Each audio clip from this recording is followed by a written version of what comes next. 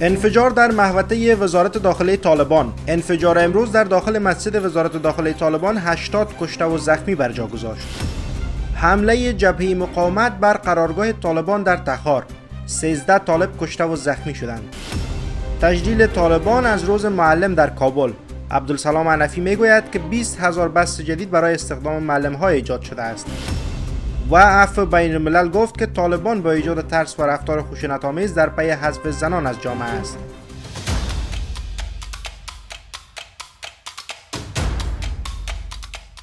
سلام و وقتتان بخیر. به خبرهای ساعت 10 از آماج نیوز خوش آمدید. شفاخانه امرجنسی در کابل میگوید که در اثر انفجار امروز در یک مسجد در محوطه وزارت داخله طالبان 20 نفر به این شفاخانه انتقال داده شده که 2 نفر آنان در ابتدای ورود جان باختند. شفاخانه امرجنسی این موضوع را روز چهارشنبه 13 میزان با نشر تیویت بیان داشته است. در همین حال عبدالنافع تکور سخنگوی وزارت امور داخله طالبان این انفجار را تایید کرده و میگوید که در یک مسجد فرعی رخ داده است. سخنگوی وزارت داخله طالبان بدون ارائه جزئیات کامل گفته است که 4 تن کشته شده و 25 تن دیگر زخمی شدند. در همین حال منابع از وزارت داخله طالبان با فرستادن نوارهای تصویری به آماج میگویند که پس از انفجار در مسجد داخل محوطه این وزارت سراسیمگی حاکم شد. این منبع میگوید که در این رویداد نزدیک به 30 تن کشته و 50 تن دیگر زخم برداشتند. قابل ذکر است که پس از چاشت امروز صدای انفجار در محوطه وزارت امور داخله طالبان شنیده شد. گزارش‌های نیز نشر شده است که در زمان انفجار برخی از مقام‌های وزارت داخله طالبان در محل رویداد حضور داشتند. این در حال است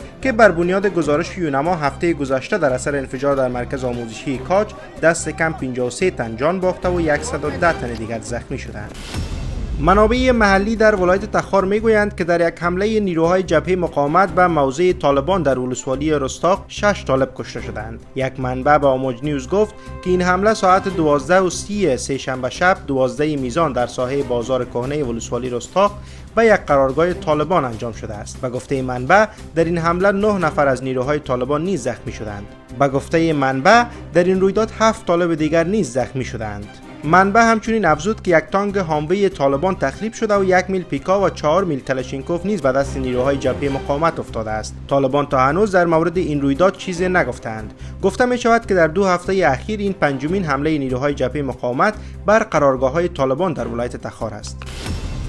در حالی که مکاتب دخترانه همچنان بستند و معلمان هم از عدم دریافت معاش شکایت دارند، معاون رئیس الوزرای طالبان میگوید 20,000 بست جدید برای استخدام معلمان ایجاد کردند. عبدالسلام حنفی در نشست تجلیل از روز معلم گفت که این بست‌ها برای ارائه آموزش در سراسر کشور ایجاد شده است. در همین حال حبیب الله آقا سرپرست وزارت معارف طالبان در این نشست ادعا کرد که در حال حاضر حدود 270,000 معلم در افغانستان به فعالیت مشغول هستند. این در حال است که حکومت سابق افغانستان در سالهای گذشته شمار معلمان را حدود 216,000 اعلام کرده بود. طالبان در حال از ایجاد بست‌های جدید برای معلمان خبر می‌دهند که از آغاز کنترل این گروه دانش آموزان دختر بالاتر از صنف 6 اجازه مکتب رفتن ندارند. شمار دخترانی که از رفتن به مکاتب دوره ثانوی باز ماندند بیش از 3 میلیون گفته شده است. از سوی هم پس از آغاز تسلط طالبان بر افغانستان معلمان از عدم دریافت معاشات چند ماهه‌شان شکایت کردند. عدم پرداخت معاش معلمان از سوی طالبان سبب شد که در ماه حمل امسال صندوق حمایت از کودکان سازمان ملل دست به کار شود و حقوق این معلمان را بپردازد. پس از روی کار آمدن طالبان و بسته شدن مکاتب برای دختران، شمار زیاد از معلمان زن مشاغلشان را از دست دادند و خانه‌نشین شدند. بسیاری از این معلمان زن اکنون برای تهیه مخارج زندگیشان راه دیگری ندارند و با فقر دست و پنجه نرم می‌کنند.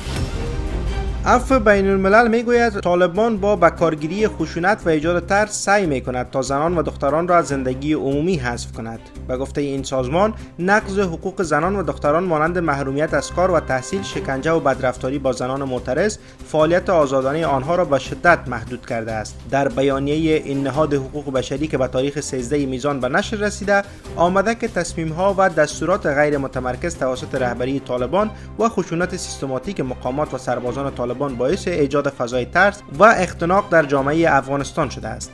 به گفته این سازمان، ایجاد جو ترس از سوی طالبان باعث شده تا زنان و دختران حتی در معمولی ترین جنبه های زندگی روزمره نیز از فعالیت و مشارکت بترسند. مطابق با مشاهدات و ارزیابی های این سازمان، جو ترس باعث شده تا خانواده ها اغلب محدودیت های بیشتر را بر اعضای زن و دختر خانواده اعمال کنند. یک زن معترض به عفو بین الملل گفته است که زنان معترض قبل از جامعه مبارزه را از خانه اش آغاز کند. او گفت که خانواده اش نگران هستند که اگر توسط طالبان دستگیر شود با خشونت جنسی روبرو خواهد شد و این باعث شرمساری خانواده او خواهد شد. او افزود که به همین دلیل خانواده اش به او اجازه شرکت در اعتراضات را ندادند. در بیانیه عفو بین الملل آمده است که اقتصاد فروپاشیده، محرومیت از حق کار و افزایش کودک همسری و ازدواج اجباری بر چالش‌های پیش‌روی زنان و دختران افزوده است.